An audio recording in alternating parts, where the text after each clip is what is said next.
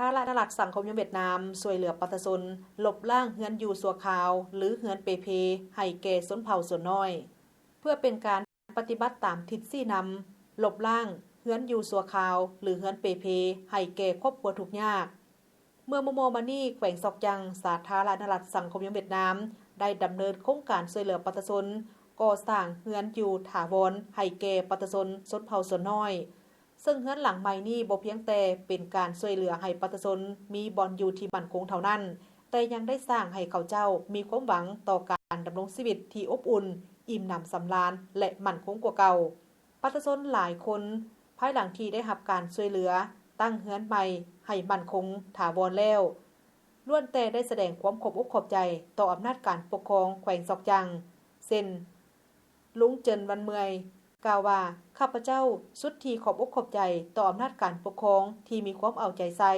ต่อกับชีวิตการเป็นอยู่ของประชาชนข้าพเจ้าได้รับการช่วยเหลือเป็นเงิน60ล้านดงเพื่อก่อสร้างเฮือนและใกล้จะสำเร็จแล้วส่วนนางลินได้กล่าวว่าครอบครัวข้าพเจ้าเป็นครอบครัวที่นอนอยู่ในกลุ่มครอบครัวทุกข์ยากขั้นพิเศษฉะนั้น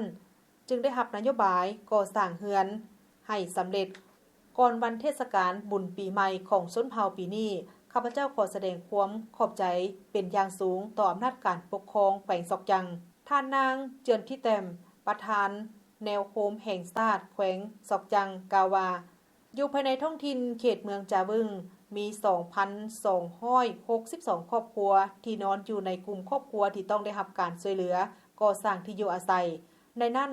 117ครอบครัวชนเผ่าส่วนน้อยต้องได้รับการช่วยเหลือโดยมูลค่าทั้งหมดแม่น 1,872 ตื้อดงท่านนางเจียงที่เต็มได้กล่าวเติมอีกว่าต่อกับชนเผ่า